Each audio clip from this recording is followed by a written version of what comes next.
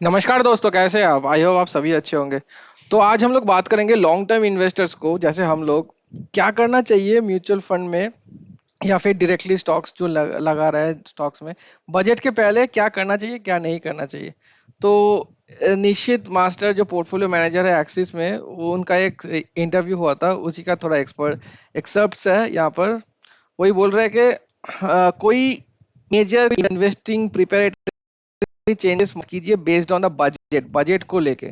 ठीक है, यहाँ पे बोल रहा है कि how should one trade on budget day. Budget day पे बोल रहा है कि one can take long term position in sectors that the government prioritises for spending where the significant growth is expected. तो गवर्नमेंट जहाँ पे ज़्यादा स्पेंड करने का सोच रहा है, वहाँ पे लॉन्ग टर्म इन्वेस्टर्स को देखना चाहिए बाद में, बजट के बाद। तो विच सेक्टर्स बेसिकली यहाँ पे देखिए, इंफ्रास्ट्रक्चर पहला बता रहा है, इम्फेसिस। तो मैं हमेशा बताता हूँ अपने चैनल पे, अपने वीडियोस में, इंफ्रास्ट्रक्चर एवरग्रीन सेक्टर है। Infrastructure, manufacturing, capital goods, construction, ये सब देखिए यहाँ पर मेनली काम होने वाला है। उसके बाद देखिए डिफेंस, डिफेंस आ गया, मेक इन इंडिया के लिए डिफेंस, इंडियन डिफेंस कंपनीज। तो काफी बेनिफिट हो सकता है डिफेंस कंपनीज को। और उसके बाद बता रहा है NBFC, non non banking financial company जो है, बजाज फिनसर्व, बजाज फाइनेंस, ये सब का काफी अच्छा होने वाला है। Do you expect any major announcement from the budget? कोई ग्राउंड ब्रेकिंग अनाउंसमेंट नहीं होने वाला। पॉलिसीज था वो कंटिन्यू होने वाला है। It will continue the previous priorities and policies, जो कि अच्छी बात है इन्वेस्टर्स के लिए कि कोई अचानक कोई ग्राउंड ब्रेकिंग चेंजेस आ गया पॉलिसी में तो मार्केट का सेंटीमेंट खराब कर देता है वो।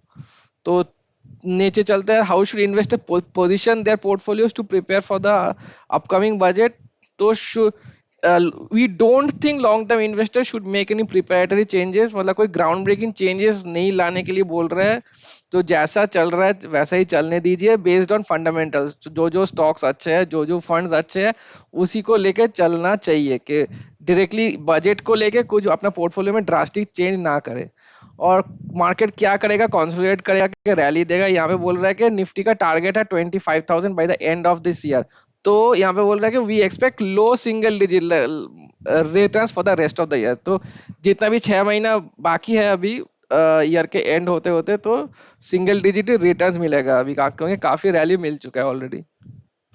नीचे चलते हैं, what investor strategy should long term investors follow amid this lofty valuations. तो for long term invest still makes a lot of sense to invest in Indian equity market. ये भी मैं हमेशा बोलता हूँ, फॉरेन इक्विटी मार्केट का जरूरत नहीं है जाने का, इंडियन इक्विटी मार्केट में काफी अपॉर्चुनिटी है। Investors should focus on high quality companies with the proven ability to generate consistent free cash flow, rather than getting caught up in low quality companies और सेक्टर्स। ठीक है, जो जो sectors नए आ रहे हैं, मान लीजिए नया कोई सेक्टर आ गया, या फिर कोई सेक्टर बहुत ही सालों से पिट रहा है, वहां पे ना लगा के पैसा, जहाँ पे ऑलरेडी पैसा बन रहा है, इंफ्रा, डिफेंस, मैन्युफैक्चरिंग, एनर्जी, या एनबीए बैंकिंग वाला, जहाँ पे पैसा बन रहा है वहीं पर कंटिन्यू करे। तो why have the mid and small caps been soaring? Mid and small caps इतना अच्छा, इतना ज्यादा कैसे भाग रहा है?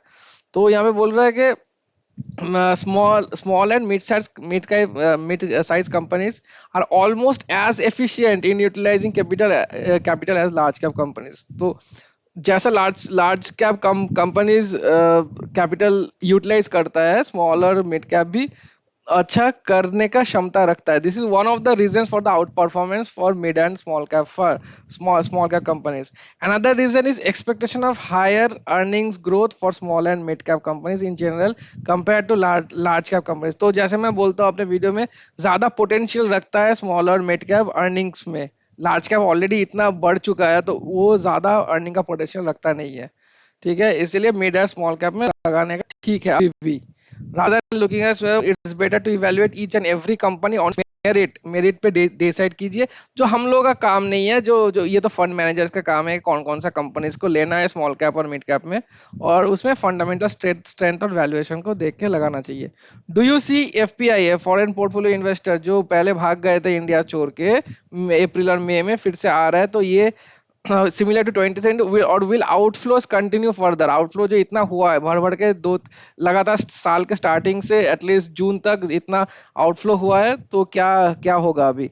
तो बोल रहा है कि we believe FPI can not continue to ignore India. India में आने ही वाला है ये लोग, तो आए ऑलरेडी आ चुका है और भी आएगा। This is because India is still the fastest growing major economy globally and offers tremendous opportunities to create wealth for FPI. तो FPI का पैसा कंटिन्यू होएगा. One piece of advice for it is important to refrain from investing based on rumors. Rumors पे invest मत कीजिए. Fundamental देखिए, strength देखिए, उसके बाद ही इन्वेस्ट कीजिए. तो यही बेसिकली बोल रहे हैं. तो बजट में हम लोगों को उल्टा सीधा रूमर्स वगैरह सुन के पैसा लगाना नहीं है. आराम से जैसे जो भी सेक्टर्स हम लोग को पता है कि अच्छा किया है आज तक और अच्छा करने वाला है, इंफ्रास्ट्रक्चर, मैन्युफैक्चरिंग, डिफेंस, बैंकिंग, ये सब में पैसा लगाना कंटिन्यू रखना चाहिए. तो आज का थोड़ा देख लेते हैं कौन कौन सा फंड कैसे किया है. क्वांट मिड कैप देखिए, क्वांट मिड कैप में पॉजिटिव दिया है, तो काफी पॉजिटिव में है, कुछ कुछ नेगेटिव में है मेरा पोर्टफोलियो. तो 0.21% पॉजिटिव में गया है. क्वांट मिड कैप 47 रुपीज का वन डे प्रॉफिट है. टोटल प्रॉफिट है 3800. हालांकि कल तीनों इंडेक्स नेगेटिव में थे, लेकिन देख रहे हैं मेरा कुछ कुछ फंड पॉजिटिव में दिया है. मोतीलाल ओसवाल सरप्राइजिंगली 0.19% ऊपर गया है. मैं एक्सपेक्ट कर रहा था ये नीचे आएगा, लेकिन ये ऊपर गया है. तो 47 रुपीज का वन डे प्रॉफिट है. टोटल प्रॉफिट है 5000.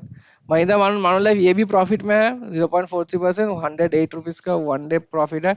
टोटल प्रॉफिट है 5500. यहाँ से आ रहा है नेगेटिव मेरा. पीएसयू का जो पीएसयू कल का सेक्टर पिटा हुआ था 0.60% नेगेटिव गया है. 163 रुपीज का वन डे लॉस है. टोटल प्रॉफिट है 5700. मोतीलाल ओसवाल भी नेगेटिव दिया है, 0.54% नीचे आया है. 143 रुपीज का लॉस हुआ है वन डे का. टोटल प्रॉफिट है 5600. क्वांट इंफ्रास्ट्रक्चर पॉजिटिव दिया. देखिए क्वांट का सारे फंड्स आहिस्ता आहिस्ता रिकवर कर रहे हैं. 0.27% ऊपर गया है. 79 रुपीज का वन डे प्रॉफिट है. टोटल प्रॉफिट है 4700.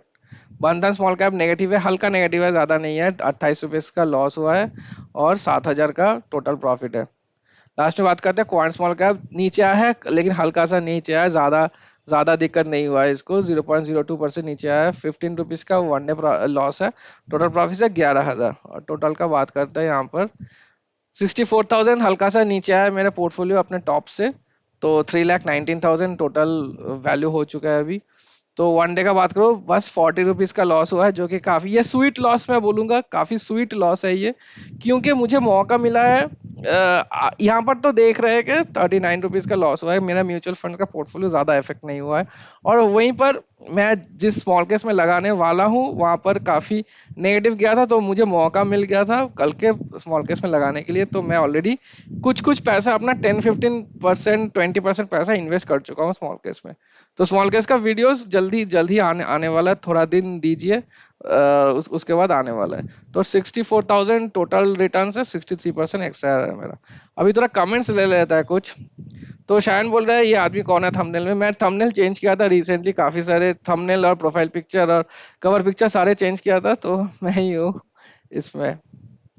तो शान बोला निफ्टी 24,000 टच किया, तुम खुश हो रहे हो, तुम्हारा और मेरा कोई फायदा नहीं है. जिनके पास निफ्टी इंडेक्स है, देखिए निफ्टी इंडेक्स ऐसा एक बात नहीं है. निफ्टी इंडेक्स जिसके पास है उसी का प्रॉफिट हो रहा है. निफ्टी 50 जो कंपनीज है, अगर वो बढ़ रहा है तो बाकी फंड्स में भी, मान लीजिए इंफ्रास्ट्रक्चर फंड हो गया, मैन्युफैक्चरिंग फंड हो गया, बैंकिंग फंड्स हो गया, सेक्टरल फंड, या फिर मिड और स्मॉल भी कैप्स जो फंड्स है, सारे में ही कुछ कुछ परसेंटेज रहता है टॉप 50 कंपनीज का. ठीक है, तो वहां से अगर निफ्टी बढ़ रहा है तो सारे फंड्स का कुछ कुछ तो फायदा होता ही है. तो ऐसा बात नहीं है कि बस इंडेक्स वाले जो फंड लिए है उन्हीं का फायदा हो रहा है. वो बचलते एचडीएफसी मिड कैप पूरा वीक नेगेटिव रिटर्न दिया है, क्या ही बोले. तो ये तो टेम्पोररी चीज है. एचडीएफसी मिड कैप काफी एक अच्छा फंड है. तो ऑब्वियसली हर टाइम हर एक फंड अच्छा नेगेटिव नहीं दे सकता है. तो ये रिकवर कर जाएगा, ये तो सही है. बने रहिए, ऐसे चेंज मत कीजिए.